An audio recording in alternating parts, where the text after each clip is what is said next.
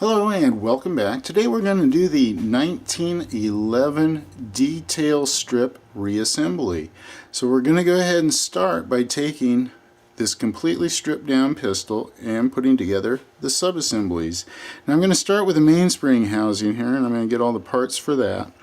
And we'll go ahead and take our hammer and the hammer pin, and we're going to use this as a base that we can apply pressure to compress this mainspring.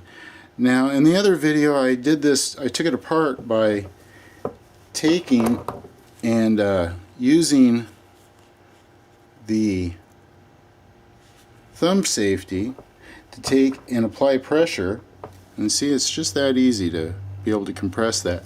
And this is a much easier method, so just those two pieces together on a bench or a flat surface gives you a nice way to compress that if you have to take it apart.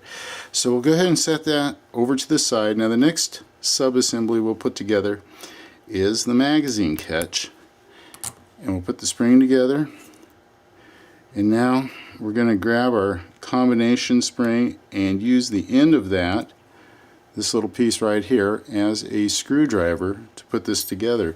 So now we can go ahead and start to assemble our frame, and we'll go ahead and grab our plungers and we'll put those in to the plunger tube, and then we'll take it and we'll put our trigger in, we'll put our magazine catch in while we're here, and we'll use our combination spring to take and put that back in place.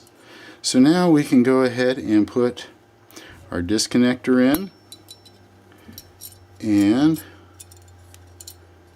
once we get the disconnector in, we'll put the sear in and make sure our disconnector is in the correct position. Now that that is there, we can take and use the trigger to lift this whole assembly up, so we don't have to use a toothpick or anything to pick that up. It works pretty good right like that. And we'll take our spring and put it in. Now we'll use our mainspring housing to retain that spring. Then we'll put our hammer in and grab our hammer pin,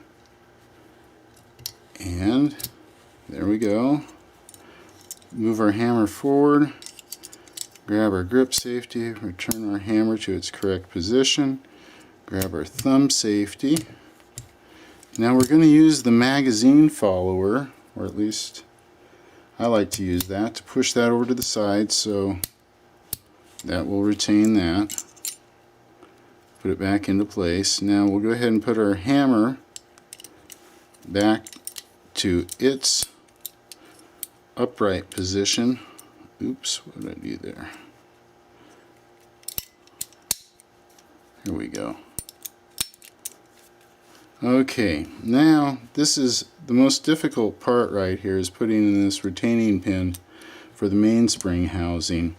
Now you could take, I suppose, if you didn't have an edge to do this on, and use the firing pin and your slide with a good firm blow to put that back into place, but I would only want to use that as a last ditch effort. Now this right here, I'm going to move out here to the edge of my bench, and I'm going to use the weight of my body on the bench ledge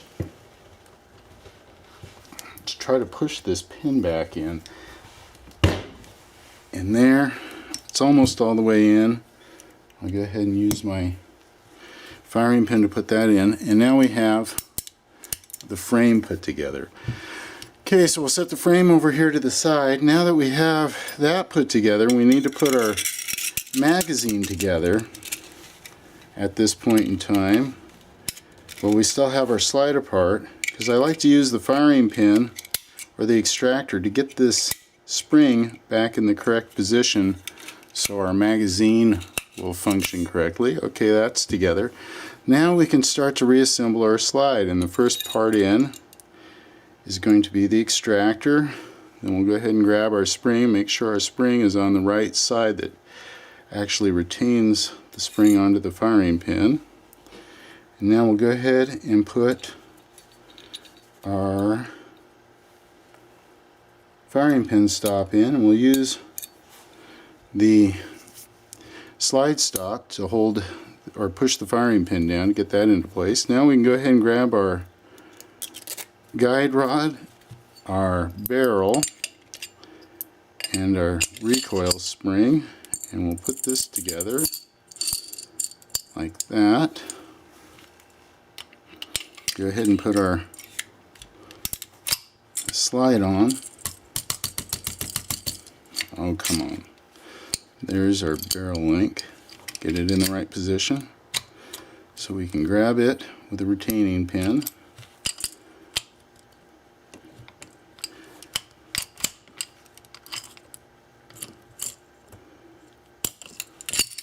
Okay, we'll go ahead and put our barrel bushing in. Go ahead and hook our recoil spring cap back on. That's together. Now we can put our grip panels on and our screws in as far as we can go with fingers. And would I try this on a normal pistol, one that didn't have a finish that was pretty much gone? I think the answer for that is no. But if you were in a situation where you had no tools and you had to work on your pistol for whatever reason, it can be done completely stripped apart. So this is how you do it with no tools. There might be a few better methods, but this seems to work good, and we're almost done here.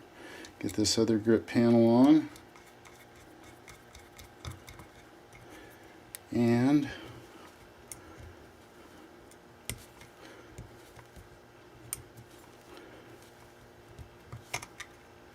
we're 2 turns away here, it looks like. Okay, and then the casing, just to snug that down.